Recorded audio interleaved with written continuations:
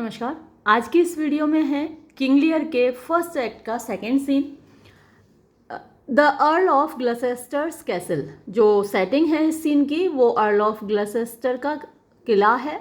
Enter Edmund with a letter, और यहाँ Edmund प्रवेश करता है एक खत के साथ। एडमंड से आप परिचित हैं। ये जो बच्चा है या ये जो युवक है, बच्चा नहीं है अब, ये युवा हो चुका है और ये नाजायज़ संबंधों की पैदाइश है।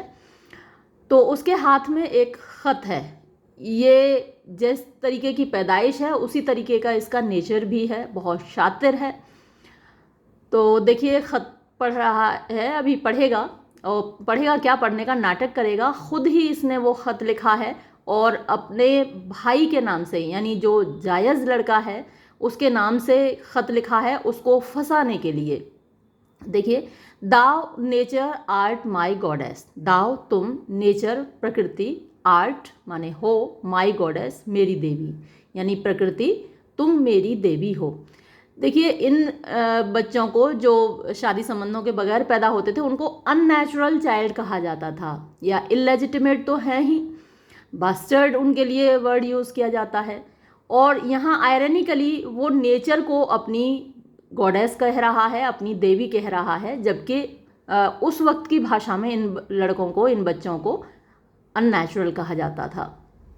तो प्रकृति तुम मेरी देवी हो, टू दाई लॉ, तुम्हारे नियम के प्रति, टू दाई माने तुम्हारा, लॉ कानून नियम, माई सर्विसेज माने मेरी सेवाएं, आर बाउंड माने बंधी हुई हैं।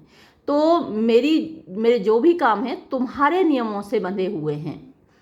वेयरफॉर किस लिए, शुड आई मैं, स्टैंड खड़ा होऊं, इन द प्लेग, प्लेग बीमारी होती है जिसमें बहुत कष्ट होता है।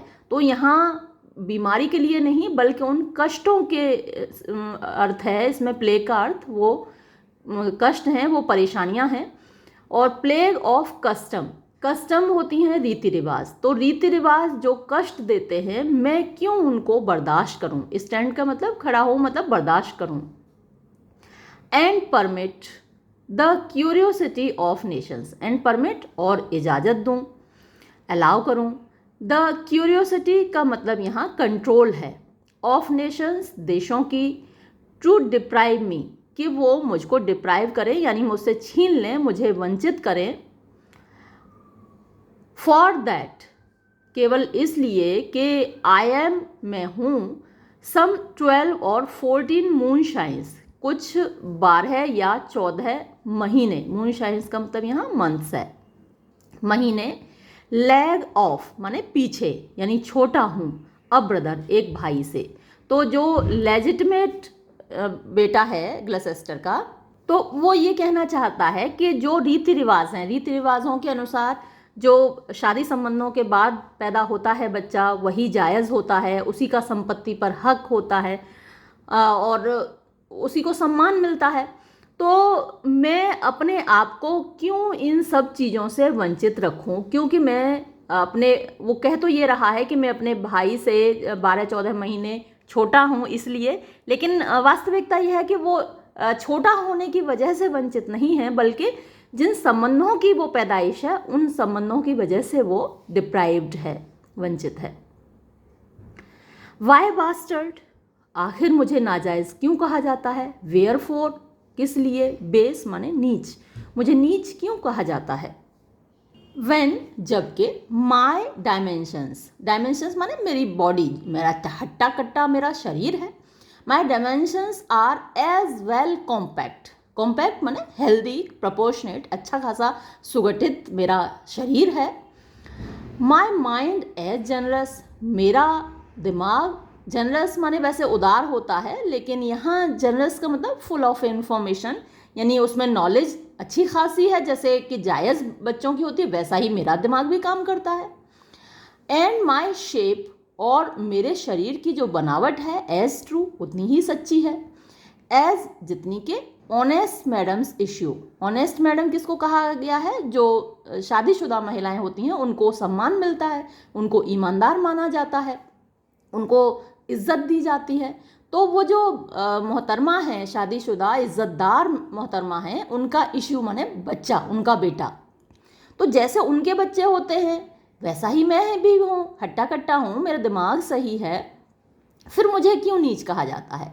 Y brand they us, Y क्यों, ब्रांड माने तोहमत लगाते हैं, दे वो लोग यानी समाज, अस हमारे ऊपर, तो हमारे ऊपर ये ठप्पा क्यों लगा देते हैं कि भाई हम नाजायज़ हैं और हमको डिप्राइव क्यों कर देते हैं?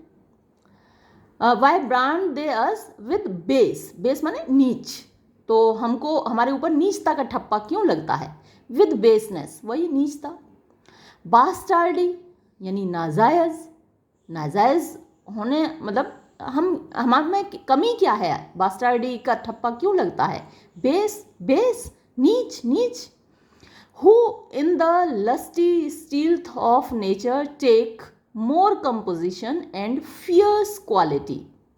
अब यहाँ एक सिचुएशन देखिए, हु जो के, कौन ये अपने लिए कह रहा है, यानी जो बास्टर्ड बच्चे होते हैं, नाजायज संबंधों की औलाद होते हैं, वो हु इन द लस्टी, तो लस्ट यानी जब आप शारीरिक संबंध बनाते हैं, स्टील्थ माने चोरी छुपे, ऑफ नेचर प्रकृति, यानी वो तो एक हार्मोन्स का फ्लो होता है बहुत तेज, जो अनकंट्रोल्ड रहता है और आप खुद को कंट्रोल नहीं कर पाते, मतलब मैं आपकी नहीं कह रही, जो लोग हैं इस तरीके से, तो चोरी छुपे वो जो नेचर है। अब ये तो नेचुरल चीज़ें हैं भाई, आप वैवाहिक संबंधों के दौरान भी वही सारी संबंध होते हैं, तो जो प्रकृति है, टेक मोर कंपोजिशन यानी ज़्यादा अच्छे कंपोजिशन माने बनाना, एंड फियर्स क्वालिटी, और फियर्स माने उच्च कोटि की, हायर क्वालिटी की क्वालिटीज़ होती हैं। कहने का मतलब क्या है कि जब आप लवर्स होते हैं तो आप अपने बेस्ट फॉर्म में, लड़का है तो लड़की से बेस्ट फॉर्म में अपने सबसे अच्छे कपड़े पहन के सेंट वेंट लगा के मिलने जाएगा, सेम लड़की का होता है ना, अपनी बेस्ट ड्रेस पहन के अच्छे से सज संवर के सेंट वेंट लगा के मिलने जाएंगे, तो अपना बेस्ट दिखाना चाहते हैं एक दूसरे के प्रति। और ये जो पैदाइश है एडमंड, वो बेस्ट जब एक दूसरे के प्रति अट्रैक्शन होता है, अटैचमेंट होता है, उसकी पैदाइश है। तो उसका कहना ये है कि उन बेस्ट रिलेशंस की मैं पैदाइश हूँ, और इसलिए जो मेरे अंदर क्वालिटीज़ हैं वो बेटर हैं, है ना, अव्वल दर्जे की हैं, बजाय उनके जो कि लीगल संबंधों से पैदा होते हैं। अब देखिए आगे वो बताएगा, देन का मतलब इन कंपैरिजन टू, है ना, तुलना में, doth with a dull stale tired bed. तो ये कहा जाता है कि जब प्रेमी प्रेमिका की मान लीजिए शादी हो जाती है, तो जब शादी होके जैसे ही उनके कमरे का दरवाज़ा बंद होता है, जो प्यार है, मोहब्बत है, इश्क है, वो खिड़की के दरवाजे उड़ जाता है, यानी शादी होते ही उनकी जो मोहब्बत है वो ख़त्म हो जाती है। तो क्या रह जाता है उनकी लाइफ में? डलनेस, है ना, स्टेल रह जाते हैं उनके संबंध। स्टेल माने बासी होता है, डल मीन्स उबाऊ होता है, टायर्ड माने थके हुए। तो एक नीरसता, एक बोझिलता उनके संबंधों में आ जाती है, वो बात नहीं रहती। तभी तो आपने देखा हुआ लोग कहते हैं, अरे अब तुम बदल गए हो, तुम वैसे नहीं थे, शादी से पहले तो तुम ये कहते थे, चांद तारे तोड़ लाऊंगा तुम्हारे लिए, ये कर डालूंगा, वो कर डालूंगा।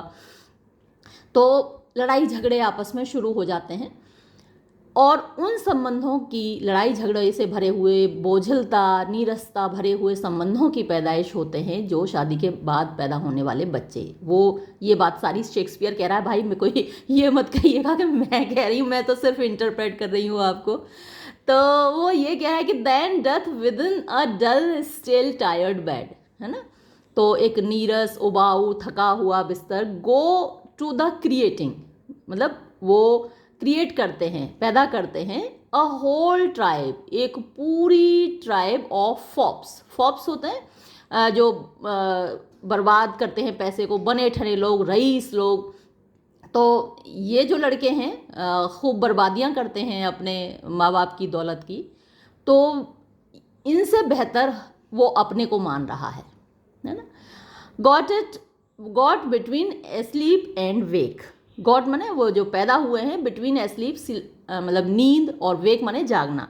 तो पता ही नहीं उनको, उनके माँ बाप को कि सो रहे हैं, जग रहे हैं, आलस्य में वो रहते हैं। मतलब वो एक उल्लास नहीं रहता, वो एक एंथुजियाज्म नहीं रहता रिलेशंस में, जो कि लवर्स के रिलेशंस में होता है। तो वो ये कहना चाहता है हस्बैंड वाइफ के रिलेशंस में वो एंथुजियाज्म नहीं होता जो लवर्स के रिलेशंस में होता है। तो लवर्स की जो पैदाइश हैं, जो बच्चे हैं जिनको बास्टर्ड कहा जाता है, वो ज़्यादा एबिलिटीज़ लिए हुए होते हैं बजाय उनके जो कि हस्बैंड वाइफ के बच्चे हैं, ये कहना चाहता है। जो कि भाई मैं एग्री तो नहीं करती, लेकिन सिर्फ आपको इंटरप्रेट करके बता रही हूँ कि शेक्सपियर ने क्या बोला है।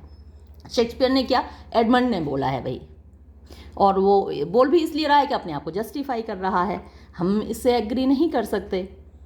अब देखो, शेक्सपियर की इन डायलॉग्स को पढ़ाना पेरेंट्स के सामने पढ़ना या पढ़ाना बड़ा मुश्किल होता है। पिताजी आपके डंडा लेके दौड़ेंगे आपके पीछे, पढ़ क्या रहा है निकम्मे।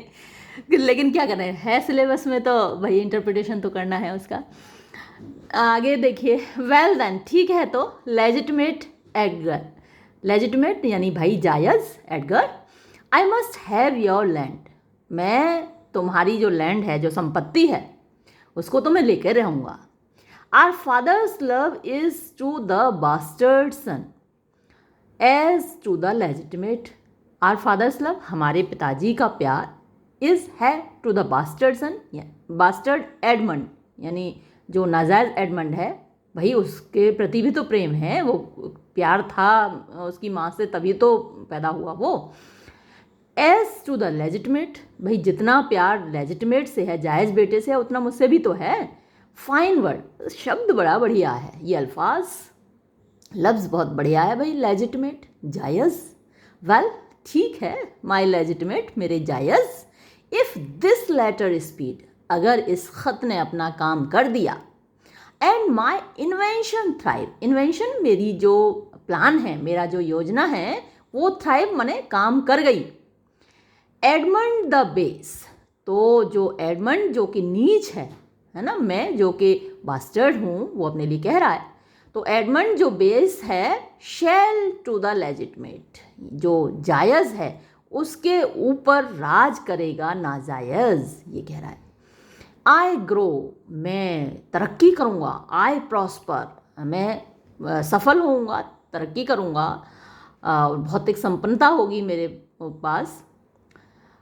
नाउ, अब, गॉड्स, देवताओं, स्टैंड अप, साथ दो, खड़े हो जाओ, फॉर बास्टर्ड्स, नाजायज़ों के लिए। तो भाई देवताओं, अब जरा नाजायज़ों का साथ दो। एंटर ग्लसेस्टर, अब ग्लसेस्टर का प्रवेश होता है। ग्लसेस्टर केंट बेनिश दस, अपने आप से बात करता आ रहा है ग्लसेस्टर, अपने आप बड़बड़ाता आ रहा है। देखो जी, केंट को भी बेनिश कर दिया, मतलब देश निकाला दे दिया। And France in choler parted, और जो फ्रांस है यानी फ्रांस का राजा, इन कोलर माने गुस्से में, पार्टेड वो भी चला गया। And the king gone tonight, और किंग, या ये जो किंग वर्ड यूज़ हुआ है किंग लियर के लिए यूज़ हुआ है, जो राजा है गॉन वो भी जा रहा है, टू नाइट आज की रात वो भी निकल लिया। सब्सक्राइब्ड, सब्सक्राइब का मतलब कम कर दी हैं उसने, या छोड़ दी हैं, लिमिटेड कर दी हैं, हिज पावर, अपनी ताकत, क्योंकि अपना राजपाट तो उसने बांट दिया गोनरेल और रीगन में, तो अपनी ताकत उसने कम कर ली है। कन्फाइंड, कन्फाइंड माने लिमिटेड, सीमित, टू एग्जीबिशन, एग्जिबिट माने दिखाना होता है, एग्जीबिशन प्रदर्शन, तो बस उसकी अब दिखावटी ताकत रह गई है, वास्तविक जो ताकत है वो तो अब गोनरेल रीगन के पास पहुंच गई है। जैसे हमारे यहाँ राष्ट्रपति होता है तो उसके पास पावर्स, रियल पावर्स नहीं होती, किसके पास होती हैं, प्राइम मिनिस्टर के पास होती हैं। तो अब वो एक रबर स्टाम्प ही रह गया है, जैसे हमारे यहाँ राष्ट्रपति को बोला जाता है रबर स्टाम्प, हालांकि कभी कभी कुछ राष्ट्रपति लोग सरकार पर भारी पड़ जाते हैं, तो केवल कन्फाइंड टू एग्जीबिशन है, दिखावटी ताकत रही है। ऑल दिस डन, ये सब कुछ हुआ, अपॉन द गॉड, यानी हे भगवान, ये सब कुछ हो गया अचानक से। Edmund, how now, what news, Edmund, अब एडमंड पर नज़र पड़ती है, कैसे हो, क्या खबर है। Edmund, so please your lordship, हाँ आपकी जय हो, या आप खुश हों पिताजी, वैसे पिताजी क्या, श्रीमान, लॉर्डशिप माने श्रीमान जी, आप खुश हों, नन कोई समाचार नहीं है, पुटिंग अप द लेटर, जो ख़त है उसके हाथ में उसको छिपा रहा है, या फिर कहिए कि छिपाने का नाटक कर रहा है, वास्तव में तो दिखा रहा है और नाटक ऐसा कर रहा है जैसे कि उसको छिपा रहा हो। Gloucester, why so earnestly seek you to put up that letter, why क्यों, सो अर्नेस्टली इतनी कोशिश करते हुए, इतनी शिद्दत से, सीक यू माने तुम कोशिश कर रहे हो, टू पुट अप माने छिपाने की, दैट लेटर उस खत को। Edmund, I know no news, मैं जानता हूँ कोई खबर नहीं है, कोई ख़ास बात नहीं है माय लॉर्ड यानी पिताजी। Gloucester, what paper were you reading, भाई कौन सा कागज़ था जो तुम पढ़ रहे थे। एडमंड, नथिंग माय लॉर्ड, कुछ भी नहीं था मतलब पिताजी। ग्लसेस्टर, नो, कुछ भी नहीं। What needed that terrible dispatch of it into your pocket, what needed then तो वॉट नीडेड क्या ज़रूरत थी, दैट वो, टेरिबल भयानक मतलब बहुत तेज़ी से होने वाला, डिस्पैच माने छिपाना, अंदर कर देना, ऑफ इट इसका, इनटू योर पॉकेट तुम्हारी जेब में, तो भाई इतनी तेज़ी से तुमने इसको अपनी जेब में क्यों रखा। द क्वालिटी ऑफ नथिंग, तुमने कहा नथिंग कुछ भी नहीं, तो जो खासियत है नथिंग की, हैथ नॉट सच नीड, उसको ऐसी ज़रूरत नहीं होती, टू हाइड इट सेल्फ अपने आप को छुपाने की, भाई नथिंग को तो किसी चीज़ की छुपाने की ज़रूरत है ही नहीं। लेट्स सी, जरा देखते हैं, दिखाओ भाई। कम, इफ़ इट बी नथिंग, अगर ये कुछ भी नहीं है, आई शैल नॉट नीड स्पेक्टिकल्स, तो भाई मुझे चश्मे की ज़रूरत ही नहीं होगी।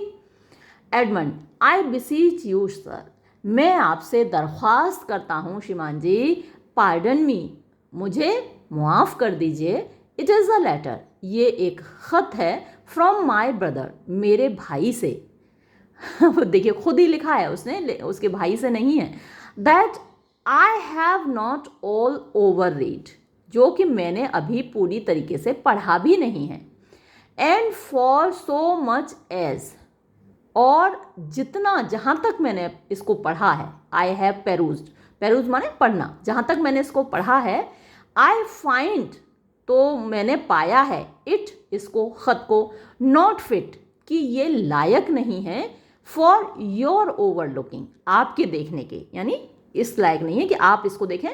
ग्लेसेस्टर, give me the letter sir, अरे भाई मुझे ये ख़त दो, बरखुदार मेरे हाथ में दो इसे। एडमंड, आई शैल ऑफेंड, भाई अब तो मैं ऑफेंड ही करूँगा, यानी दोषी ही हूँगा या चोट ही पहुँचाऊँगा।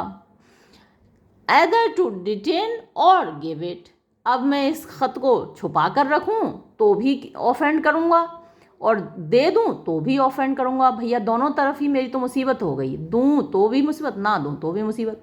द कंटेंट्स, यानी इसके अंदर जो कुछ लिखा हुआ है, कंटेंट माने जो कुछ इसके अंदर है, एज इन पार्ट यानी आंशिक रूप से, आई अंडरस्टैंड दैम, जहाँ तक मैं उनको समझता हूँ, आर टू ब्लेम, यही दोषी हैं, है ना, मैं दोषी नहीं हूँ, ये इसके अंदर जो लिखा हुआ है वो दोषी है। ग्लसेस्टर, लेट्स सी, देखने दो। एडमंड, आई होप, मुझे उम्मीद है, फॉर माई ब्रदर्स जस्टिफिकेशन, मैं अपने भाई की सफाई में ये कहना चाहूँगा, ही रोड दिस, कि उसने ये ख़त लिखा है, बट केवल एज एन ऐसे माने कोशिश होती है, तो एक कोशिश के तौर पर, और टेस्ट, ये टेस्ट का मतलब यहाँ वही टेस्ट भी है, मतलब एक इम्तिहान लेने के लिए, ऑफ माई वर्च्यू, मेरे वर्च्यू का, मेरी ईमानदारी का, यानी वो सिर्फ एक इम्तिहान लेना चाहता है कि मैं ईमानदार हूँ कि नहीं। ग्लसेस्टर रीड्स, ग्लसेस्टर उसके हाथ से ख़त ले लेता है और उसको पढ़ता है। दिस पॉलिसी, ये जो नीति है, एंड रेवरेंस माने रेस्पेक्ट, ऑफ एज माने बुज़ुर्ग लोगों का, बूढ़े लोगों का, तो ये जो नीति है, बूढ़े लोगों का सम्मान करो, बूढ़े लोगों के हिसाब से चलो, मेक्स द वर्ल्ड, ये इस संसार को बनाती है, बिटर कड़वा, to the best of our times. बेस्ट माने सबसे अच्छा। जो युवावस्था होती है वो हमारी लाइफ का प्राइम होता है, बेस्ट टाइम होता है। तो जो हमारी लाइफ का बेस्ट टाइम है उसको कड़वा बना देती है। ये जो नीति है कि भाई बुजुर्गों के हिसाब से चलो। कीप्स ये रखती है, आर फॉर्च्यून्स हमारे भाग्य को। फॉर्च्यून वैसे दौलत के लिए यूज़ होता है। तो जो पैसा हमारा ही है, माँ बाप का पैसा बच्चों के लिए ही होता है, जो भी दौलत है उनकी। तो जो हमारी दौलत है, हमारा पैसा है, उसको कीप्स रखती है फ्रॉम अस, हमसे दूर। कब तक? टिल, जब तक आर ओल्डनेस, जब तक हम खुद बूढ़े नहीं हो जाते हैं। जब तक पैसा खुद को मिलता है, मतलब बुजुर्गों की जो जायदाद है, माँ बाप की जायदाद बच्चों को मिलती है, तब तक बच्चे खुद भी आधे बूढ़े हो चुके होते हैं। तो from us till our oldness can not relish them. तो हमारा जो बुढ़ापा है, कैन नॉट रेलिश माने मज़े नहीं ले सकता, दैम उनका मतलब कि दौलत का। तो जब तक वो दौलत हमारे हाथ में आती है तब तक हम खुद इतने बूढ़े हो चुके होते हैं कि हम उसके कोई मज़े नहीं ले सकते। आई बिगिन टू फाइंड यानी मुझे लगने लगा है, एन आइडल, आइडल माने बेकार का, एंड फॉन्ड, फॉन्ड माने पागलपन का, बॉन्डेज बंधन, इन द ऑपरेशन, ऑपरेशन जो अत्याचार होता है, दबाव है, ऑफ एज्ड माने बूढ़ी, टिरैनी माने तानाशाही, यानी बूढ़े लोगों की जो तानाशाही है, सारा पैसा अपनी गांठ में रखेंगे, जवान लड़कों को खर्च करने को नहीं देंगे। तो ये मुझे बूढ़े लोगों की जो तानाशाही है वो बेकार का एक गुलामी बंधन लगने लगा है।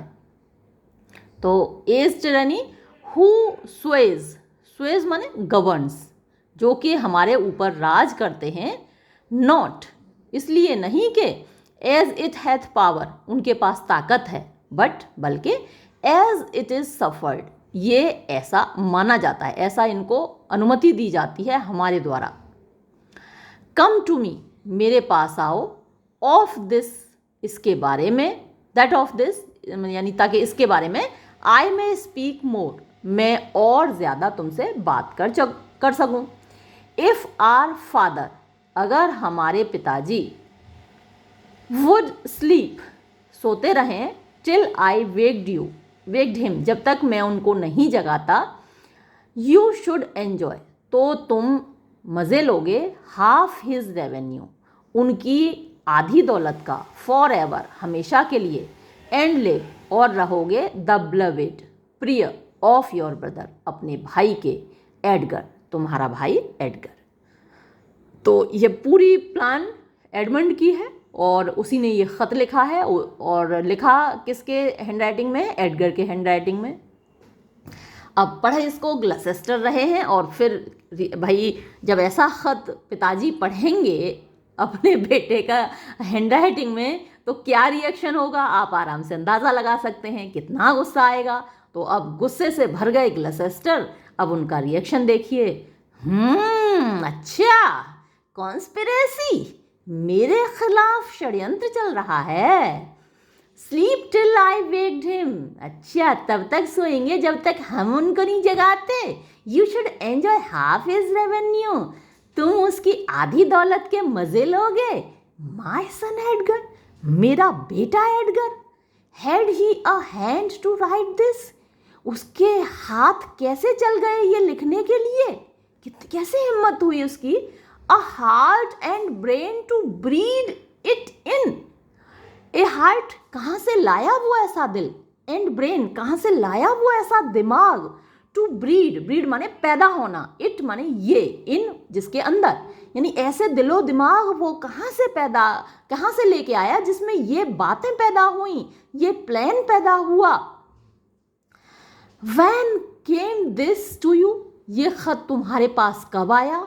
Who brought it, कौन लेकर आया इस खत को।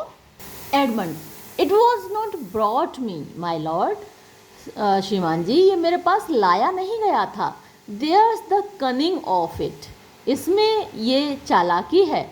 I found it, मैंने इसको पाया, थ्रोन फेंका हुआ, इन अंदर, एट द केसमेंट माने खिड़की में, ऑफ माई क्लोजेट मेरे कमरे की खिड़की के अंदर ये पड़ा हुआ था। Gloucester, you know the character, you know तुम जानते हो, द कैरेक्टर का मतलब handwriting, to be your brother's, कि ये तुम्हारे भाई की है।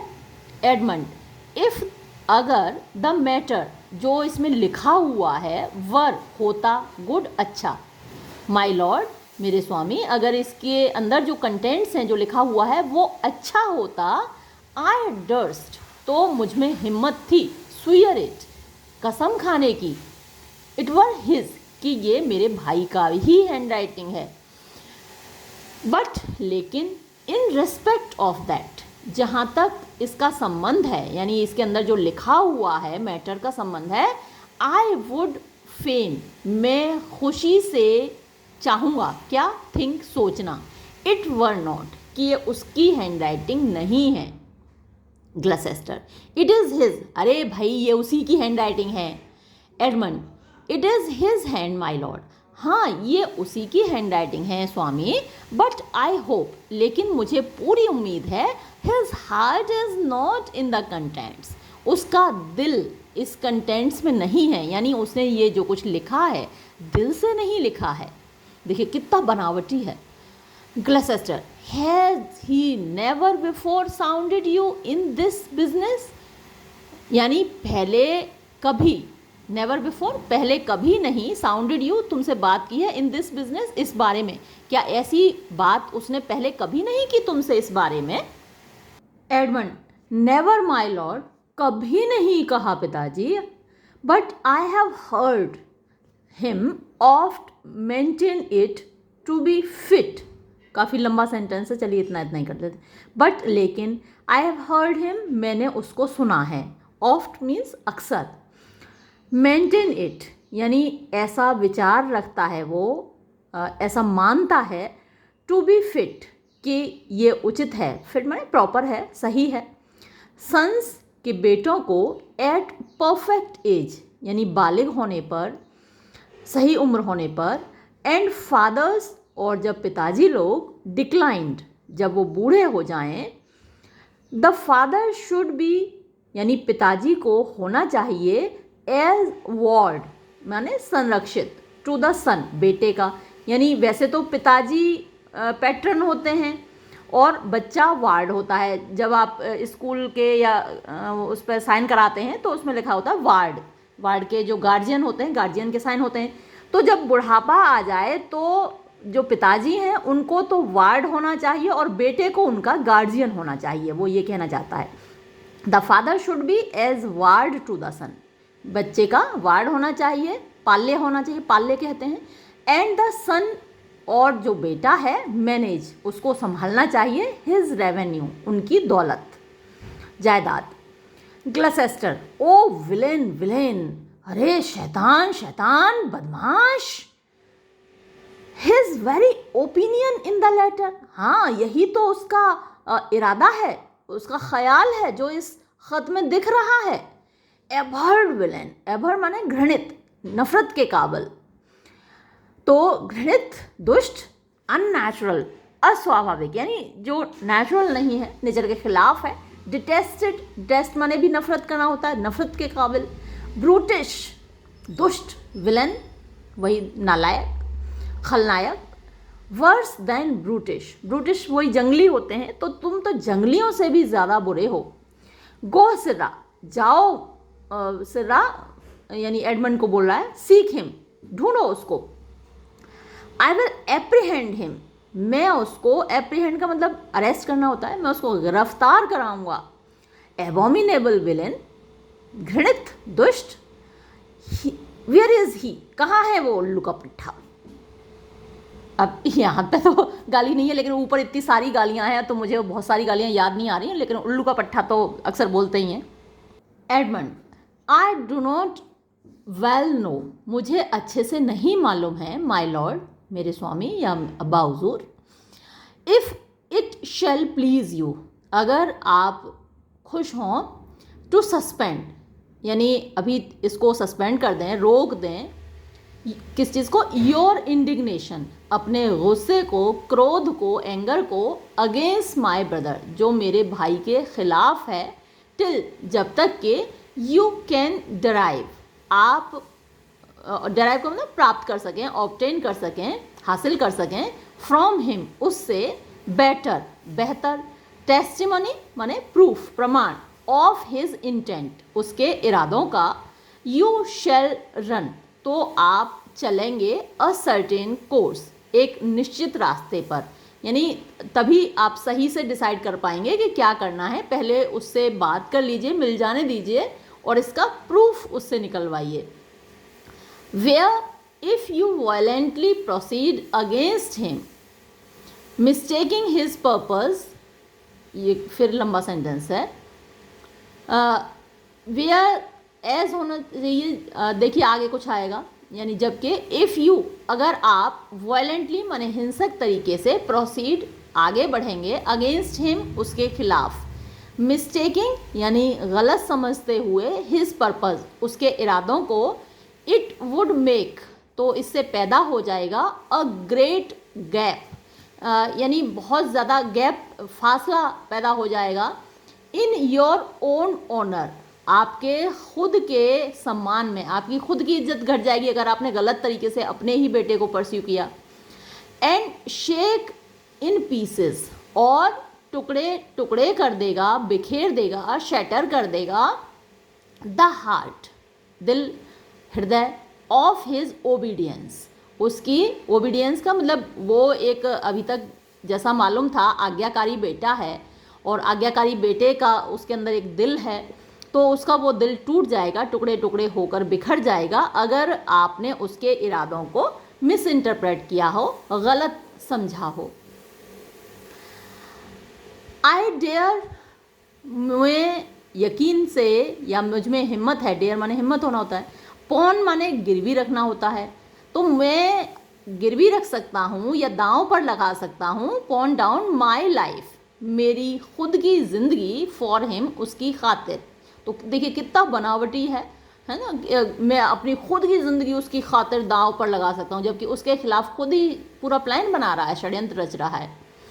That he hath writ this, कि उसने, रिट माने लिखा है, ही हैज़ रिटन दिस, उसने ये ख़त लिखा है, टू फील माने महसूस करने के लिए, पता लगाने के लिए, माई अफेक्शन मेरी मोहब्बत को, टू योर ऑनर आपके प्रति, कि मैं अपने पिताजी को यानी अब्बा हुजूर आपको कितनी मोहब्बत करता हूँ, ये पता लगाने के लिए ही उसने ये ख़त लिखा है। And to no other pretence of danger, और कोई दूसरा ख़तरे का बहाना नहीं है, या प्रिटेंस का मतलब बहाना की बजाय यहाँ रीज़न होगा, है ना, वजह, तो और कोई यहाँ ख़तरे की वजह नहीं है, सिर्फ वो ये देखना चाहता है कि मैं आपसे मोहब्बत करता हूँ कि नहीं।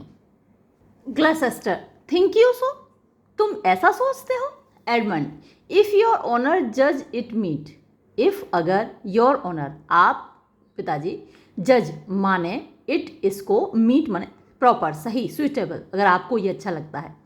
आई will place you where you shall hear us confer of this, I will place you मैं आपको छुपा दूंगा, वेयर जहाँ, यू शैल हियर आप सुन पाएंगे, अस हमको, कॉन्फर बातचीत करते हुए, ऑफ दिस इसके बारे में, एंड बाय द ऑरिक्यूलर एश्योरेंस, और ऑरिक्यूलर माने जो अपने कान से सुनकर, बेस्ड ऑन हियरिंग, एश्योरेंस यानी प्रूफ, प्रमाण, आप सुनिश्चित करके अपने खुद कान से सुन के, हैव योर सेटिस्फैक्शन आप अपनी संतुष्टि कर लेना हमारे बीच की बातचीत सुन के, and that without any further delay, और बिना कोई देरी किए, देन दिस वेरी इवनिंग आज शाम को ही, आज शाम को ही आप सुन लेना।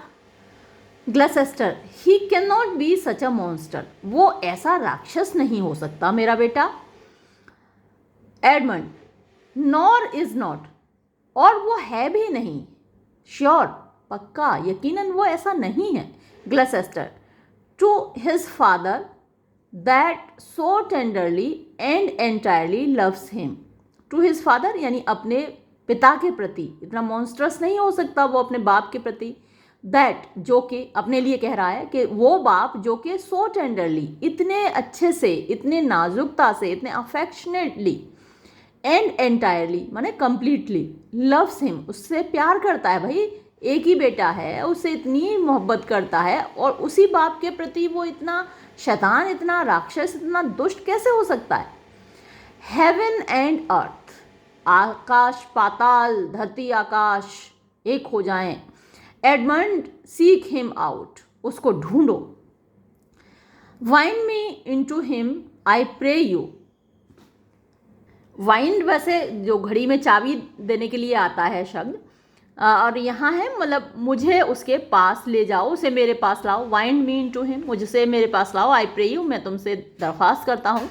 Frame the business after your own wisdom. Frame माने तैयार करो, द बिजनेस इस काम को करो, आफ्टर योर ओन विजडम यानी अपने विवेक से, अपनी बुद्धि का प्रयोग करके।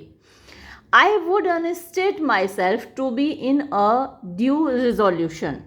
आई वुड अनस्टेट माने मैं अपनी पोजीशन भी छोड़ सकता हूँ, जिस पद पर मैं हूँ, पोस्ट पर हूँ, वो भी छोड़ सकता हूँ। I would unstate myself to be यानी होने के लिए, लेने के लिए, इन अ ड्यू माने उचित, रिजोल्यूशन माने डिसीजन, एक सही निर्णय लेने के लिए मैं अपने पद को भी छोड़ने को तैयार हूँ। Edmund, I will seek him sir, मैं उसको ढूंढूंगा श्रीमान जी, प्रेजेंटली मीन्स तुरंत। Convey the business as I shall find means and acquaint you withal. Convey माने संभालूंगा, मैनेज करूंगा, द बिजनेस इस काम को, as I shall find means माने संसाधन, रिसोर्सेज, तो जैसे मेरे संसाधन हैं उनके हिसाब से मैं इस काम को करूंगा। एंड एक्वेंट और परिचित कराऊंगा, यू आपको, विदल माने इसके बारे में। Gloucester, these late eclipses, these ये, लेट माने हाल ही के, इक्लिप्सेस जो ग्रहण पड़े हैं, in the sun and moon, सूर्य ग्रहण पड़े हैं और चंद्र ग्रहण पड़े हैं। पोर्टेंट माने दर्शाते हैं, शो, फॉर शेडो कह सकते हैं आप। नो गुड टू अस, तो ये कुछ अच्छी इरादे नहीं दिखाते हैं, अच्छा भविष्य नहीं दिखाते हैं अभी जो ग्रहण पड़े हैं। दो, हालांकि द विजडम ऑफ नेचर, जो प्रकृति की बुद्धिमानी है, कैन रीजन इट दस, इसको रीजन माने अंडरस्टैंड, समझ सकती है या इंटरप्रेट कर सकती है इसको इस प्रकार से, दस एंड दस, इस प्रकार से और उस प्रकार से।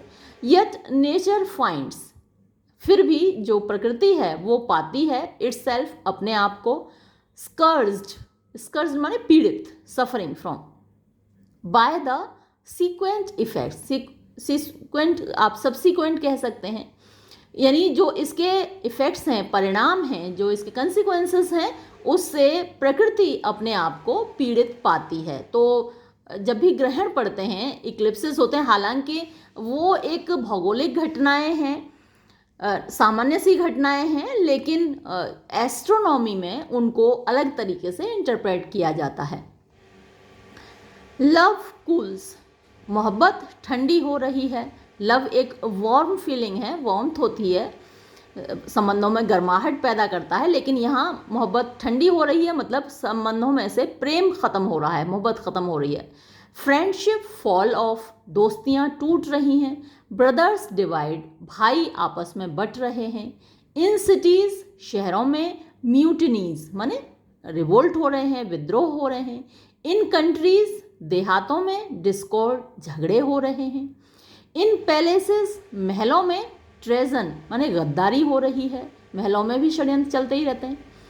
एंड द बॉन्ड, और जो बंधन है, क्रैक्ड, टूट रहे हैं, विट्विक्स सन एंड फादर, पिता और पुत्र के बीच में, बाप बेटे के बीच में जो एक बॉन्ड होता है, इमोशनल बॉन्ड होता है, वो चटक रहा है, टूट रहा है।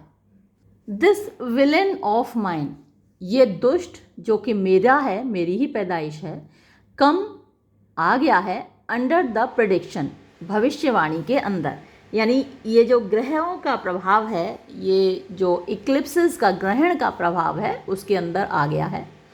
देयर सन, अब देखो यहाँ एक बेटा है, अगेंस्ट फादर, जो अपने बाप के खिलाफ चला गया है।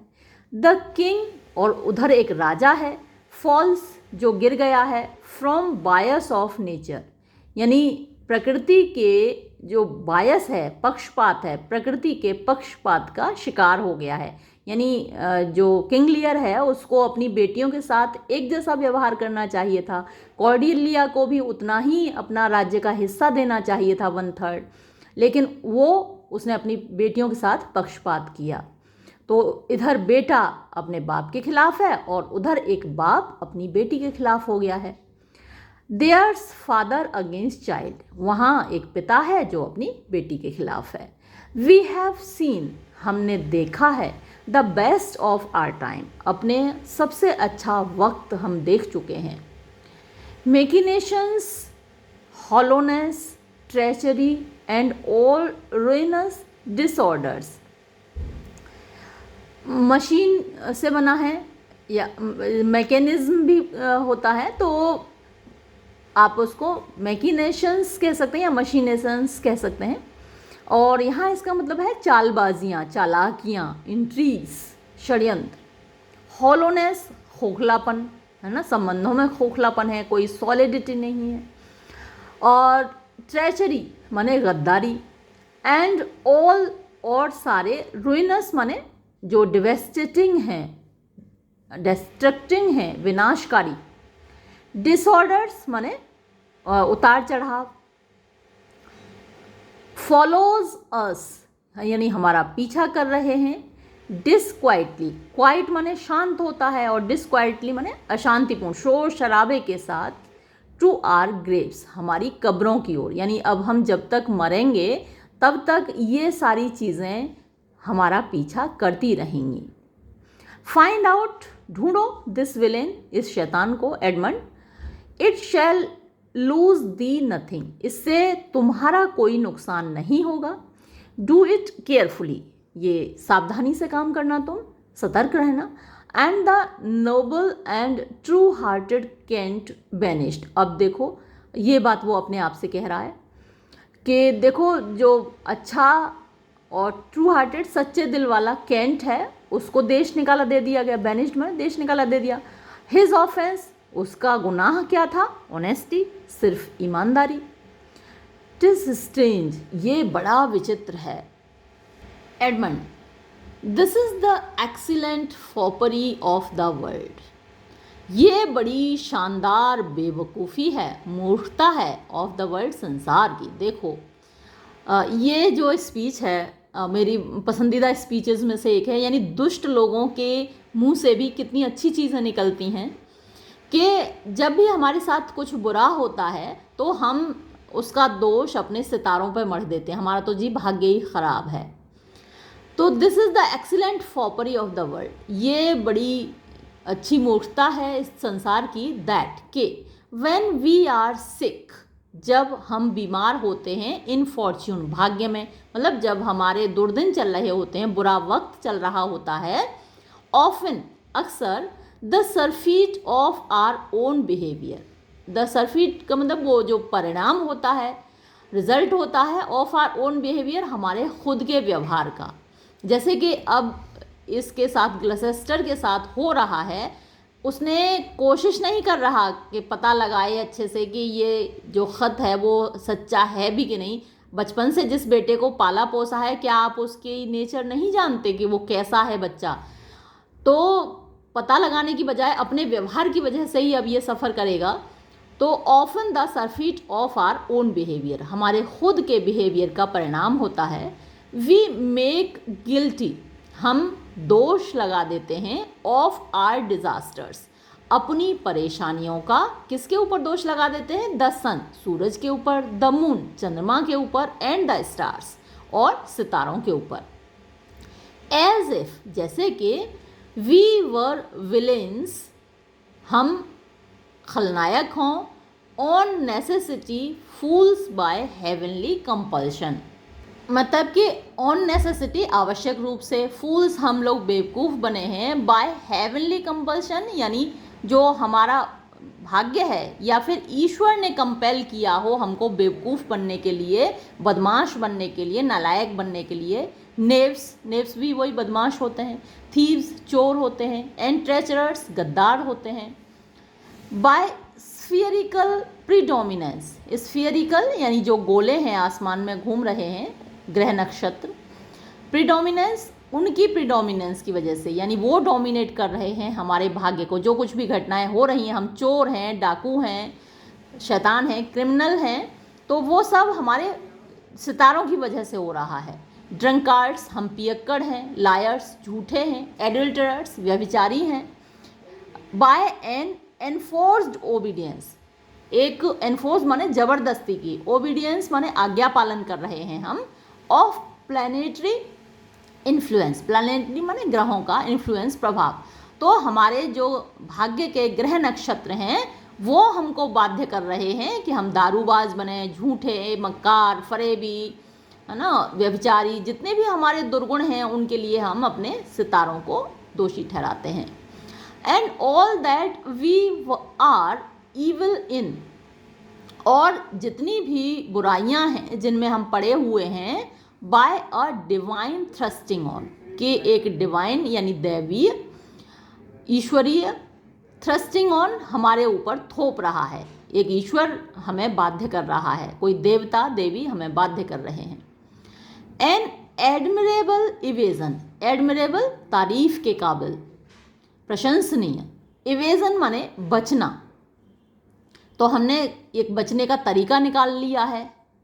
ऑफ होर मास्टर मैन, होर मास्टर यानी जो अपनी पत्नी के अलावा बहुत सारी औरतों से संबंध रखता है, दूसरी औरतों से संबंध रखता है, वो होर मास्टर व्यभिचारी हुआ। तो जो व्यभिचारी आदमी है उसने एक काबिले तारीफ तरीका निकाला है बचने का, टू ले यानी थोपने का, हिज गोटिश डिस्पोजिशन, अपना जो गोट बकरे वाला, बकरी वाला डिस्पोजिशन, व्यवहार है, to the charge of a star, कि भाई इसके लिए एक स्टार दोषी है, ये जो चार्ज में है, कंट्रोल में है, उसका बिहेवियर, गोटिश बिहेवियर, जो व्यभिचारी हैं उनके व्यवहार को गोटिश कहा जाता है। वेस्टर्न माइथोलॉजी में एक देवता भी है सैटर, तो उसके सिर पर सींग हैं बकरे के जैसे, और वो इसी बात के लिए जाना जाता है, इसी तरीके का है, वो दूसरी औरतों से संबंध स्थापित करने में उसे बहुत आनंद मिलता है। तो अपने इस व्यवहार के लिए भी लोग अपने सितारों को दोषी मढ़ते हैं, जैसे ग्लसेस्टर का भी है, अपनी पत्नी के अलावा दूसरी औरत से भी एक बच्चा है। My father compounded with my mother, मेरे पिता ने संबंध स्थापित किया मेरी माँ के साथ, अंडर द ड्रैगन्स टेल, यानी ड्रैगन की पूंछ जो स्टार्स हैं उनके प्रभाव में। केतु इसको कह सकते हैं, जो हमारे यहाँ राहु केतु हैं, तो केतु के प्रभाव में आप हिंदी में कह सकते हैं। And my nativity was under Ursa minor, और जो मेरा जन्म हुआ, मेरी पैदाइश हुई, वो उर्सा माइनर आप कह सकते हैं सप्तऋषि, ग्रेट बियर, उस नक्षत्र मंडल या उस कॉन्स्टलेशन के प्रभाव में हुआ। सो दैट इट फॉलोज, और इसका परिणाम ये है, आई एम रफ, कि मैं रफ हूँ यानी असभ्य हूँ, एंड लेचरस, और व्यभिचारी हूँ, लेसिवियस हूँ, टट हट, हाँ टट को आप कैसे, हट, I should have been that, मैं ऐसा ही हुआ होता, दैट आई एम, जो जैसा मैं हूँ, हैड द मिडलिएस्ट स्टार, अगर मिडलिएस्ट जो सबसे अच्छे सितारे हैं, इन द फर्मामेंट, आकाश में, ट्विंकल्ड, वो चमके होते, ऑन माई बास्टार्डाइजिंग, यानी जब मेरा जन्म हुआ था, यानी अनैतिक संबंधों से जब मेरा जन्म हुआ था, उस वक्त अगर सबसे अच्छे स्टार्स भी चमक रहे होते तो भी मैं वैसा ही होता जैसा मैं हूँ। एडगर आ रहा है। And PAT he comes, PAT माने सही समय पर वो आया है, like the catastrophe of the old comedy, जैसे कि जो पुरानी कॉमेडीज़ हैं या पुराने ड्रामाज हैं उनमें कैटास्ट्रोफी, मिसफॉर्चून होता है, अचानक से आता है। My cue is a villainous melancholy with a sigh like Tom o Bedlam. My cue माने मेरा जो कैच वर्ड है, इज़ वो है विलेनस यानी दुष्टता से भरी हुई, मेलेंकली उदासी, विद अ साई और मैं आहें भरूंगा, लाइक टॉम ओ बेडलम। तो ये जो टॉम ओ बेडलम है ये एक कैरेक्टर है जो कि 17th सेंचुरी की पोइम्स में दिखाई देता है, जहाँ पे एक भिखारी है जो घूम रहा है, जिसको सेंट मैरी हॉस्पिटल है बैतलहम का, उसे डिस्चार्ज किया गया है। तो ये काल्पनिक कैरेक्टर है, तो उसकी तरह मैं आहें भरूंगा। ओ दीज इक्लिप्सेस, अरे ये जो ग्रहण हैं, डू पोर्टेंट यानी दिखाते हैं, दीज डिविजन्स इन भेदों को, इन फैमिली क्वेरल्स को, इन झगड़ों को दिखाते हैं, फा सोल ला मी। तो ये जो है कुछ म्यूजिकल नोट्स हैं, fa sol la mi. Edgar, how now brother Edmund, अरे कैसे हो भैया एडमंड। What serious contemplations are you in, भैया किन गहरे विचारों में खोए हो आप। कंटेम्पलेशन माने विचार। एडमंड, आई एम थिंकिंग, मैं सोच रहा हूँ ब्रदर भाई, ऑफ अ प्रिडिक्शन, एक भविष्यवाणी के बारे में। I read this other day, जो मैंने अभी पिछले दिन पढ़ी थी। वॉट शुड फॉलो दीज इक्लिप्सेस, कि ये इन जो ग्रहण पड़ रहे हैं इनके बाद क्या होगा। Edgar, do you busy your self with that, क्या तुम ऐसी बातों में अपने आप को व्यस्त रखते हो। एडमंड, आई प्रोमिस यू, मैं तुमसे वादा करता हूँ, मैं सच कहता हूँ। द इफेक्ट्स, जो परिणाम हैं, ही राइट्स ऑफ, जिनके बारे में वो लिखता है, यानी जिसने भविष्यवाणी की है वो जिन परिणामों के बारे में लिखता है, सक्सीड, सफल हो रहे हैं, अनहैप्पीली, बड़े दुखद रूप से सच साबित हो रही हैं उसकी भविष्यवाणियाँ। एज ऑफ अननेचुरलनेस, जैसा कि अस्वाभाविकता आ रही है, between the child and the parent, यानी संतान और पेरेंट के बीच में, बाप बेटों के बीच में। डेथ, मौतें हो रही हैं। डर्थ, कमी हो रही है, स्केर्सिटी होती है।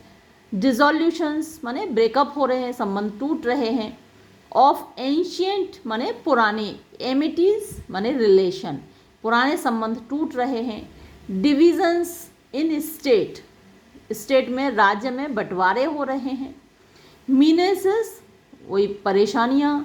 एंड मैलेडिक्शंस, क्राइम्स कह सकते हैं आप, अपराध। अगेंस्ट किंग, राजा के खिलाफ।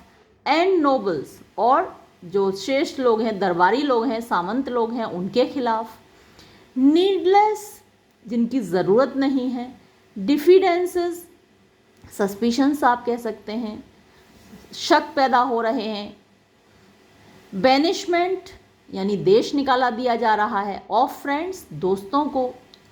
डिसिपेशन ऑफ कोहोर्ट्स, जो ट्रूप्स हैं, टुकड़ियां हैं, उनमें भी असंतोष पैदा हो रहा है, विद्रोह पैदा हो रहा है।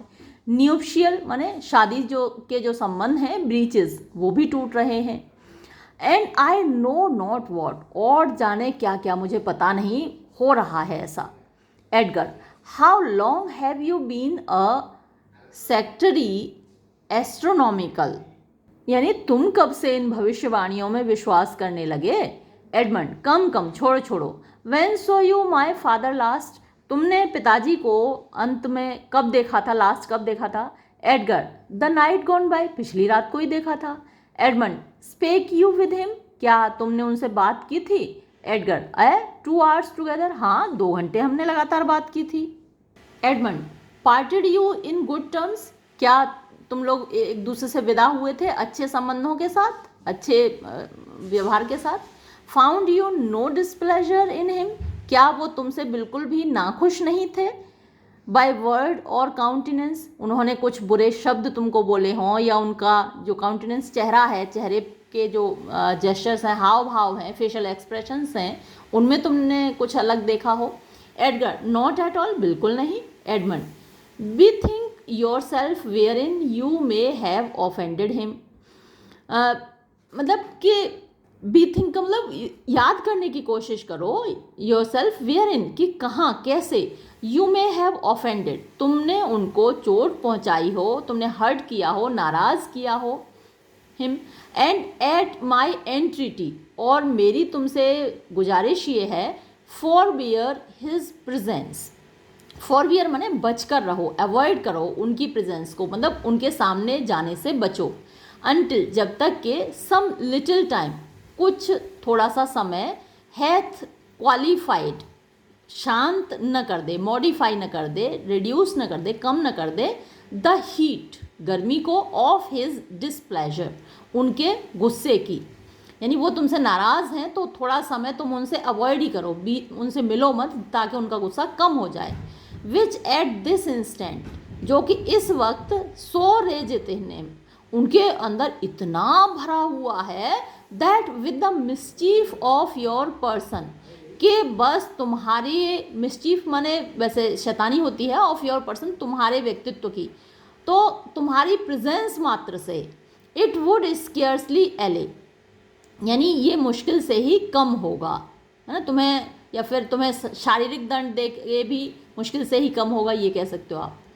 Edgar, some villain hath done me wrong, किसी दुष्ट ने मेरे साथ गलत किया, यानी मेरे बाप को मेरे खिलाफ भड़का दिया है।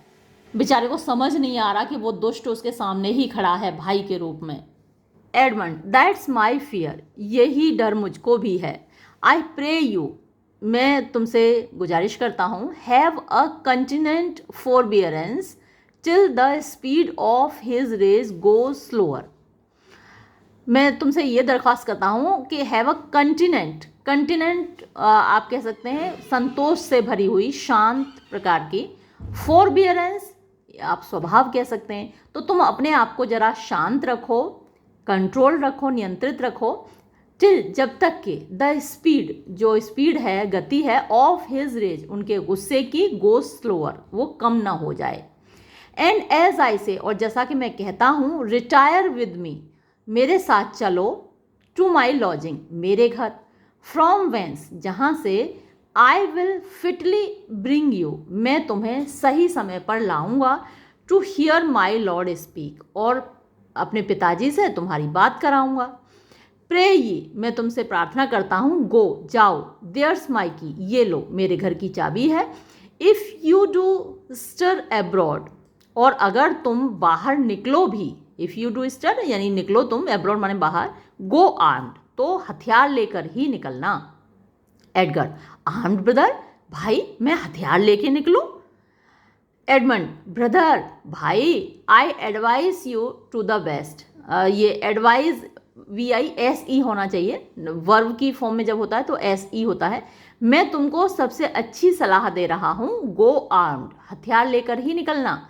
आई am no honest man if there be any good meaning towards you, मतलब देखो इधर उसको भड़का रहा है एडगर को कि आई एम नो ऑनेस्ट मैन, मैं बिल्कुल ईमानदार नहीं हूँ, तुम ये मान के चलना, तुम मुझको ईमानदार बिल्कुल मत मानना। इफ़, अगर, there be any good meaning, अगर कोई अच्छा इरादा हो, टुवर्ड्स यू, तुम्हारे प्रति, तो पिताजी का अगर तुम्हारे प्रति जरा सा भी अच्छा इरादा हो तो तुम मुझे झूठा कह देना। आई हैव टोल्ड यू, मैंने तुमको बताया है, what I have seen and heard, जो कुछ मैंने देखा है और सुना है। बट फेंटली, लेकिन धुंधला धुंधला, थोड़ा सा ही, nothing like the image and horror of it, यानी जो मैंने सुना है वो तो हल्का सा ही सुना है, लेकिन जो इसकी वास्तविक इमेज है, तस्वीर है, और हॉरर, उसके अंदर जो फियर है, डर है, यानी अंदर खाने जो चल रहा है, वो तो और भी भयानक है। प्रे यू अवे, मैं तुमसे गुजारिश करता हूँ, जाओ भाई, यहाँ से जाओ। Edgar, shall I hear from you anon, anon का मतलब सुन, क्या जल्दी ही मैं तुमसे सुनूंगा, यानी तुम जल्दी ही मुझसे बात करोगे। Edmund, I do serve you in this business, इस काम में मैं तुम्हारी मदद करूंगा, मैं तुम्हारा सेवक हूँ भाई। एग्जिट एडगर, और एडगर को भेज देता है, एडगर चला जाता है। अब फिर से ये अकेला है, तो ये भी एक सोलेलोकी है, अपने आप से बात कर रहा है। अ क्रेडुलस फादर, क्रेडुलस होता है कान का कच्चा, जो जल्दी दूसरों पर विश्वास कर लेता है, तो एक कान का कच्चा बाप, एंड अ ब्रदर नोबल, और एक बहुत अच्छा सा भाई, होज नेचर, जिसकी प्रकृति is so far from doing harms, इतनी अलग है कि वो किसी को नुकसान पहुंचा ही नहीं सकता, दैट ही सस्पेक्ट्स नन, और किसी पर वो शक भी नहीं करता। इतना प्यारा भाई, देखो कैसे कैसे लोगों के साथ ये गद्दारी कर रहा है, इतने प्यारे भाई के साथ गद्दारी कर रहा है। ऑन हुज फुलिश ऑनेस्टी, जिसकी बेवकूफ़ी से भरी हुई ईमानदारी पर, माई प्रैक्टिस, मेरा जो प्रैक्टिस है, मेरा जो प्लॉट है, मेरा जो षड्यंत्र है, राइड इजी, आसानी से सवारी कर पा रहा है। यानी और कोई भाई होता तो शक करता, लेकिन ये तो कितना अच्छा भाई है। आई सी द बिजनेस, अब मुझे अपना काम दिखाई दे रहा है, मुझे समझ में आ रहा है कि मुझे क्या करना है। Let me if not by birth, अगर जन्म से नहीं तो हैव माई लैंड्स बाई विट, तो अपनी बुद्धि से, भाई जन्म से तो जो जायज़ औलाद है केवल उसी का हक बनता है पूरी प्रॉपर्टी पर, तो जन्म से तो मुझे हक नहीं मिला, तो मैं कैसे लैंड्स हासिल करूंगा, जायदाद को हासिल करूंगा, बाय बिट, अपनी इंटेलिजेंस से, अपनी बुद्धिमानी से। All with me is meet that I can fashion fit, यानी मेरे लिए वो सब कुछ मीट माने सही है, प्रॉपर है, उचित है। That I can fashion fit, जो मैं सही से कर सकूं, यानी अपने फ़ायदे के लिए जो कुछ भी मैं यूज़ कर सकूं, बाय हुक और बाय क्रोक, है ना, साम दाम दंड भेद, जो कुछ भी मैं कर सकूं वो मेरे लिए सब जायज़ है। जैसे कहते हैं ना कि इश्क और जंग में सब जायज़ है, हालांकि ऐसा होता नहीं है, जायज़ नहीं होना चाहिए, सही नहीं होता है।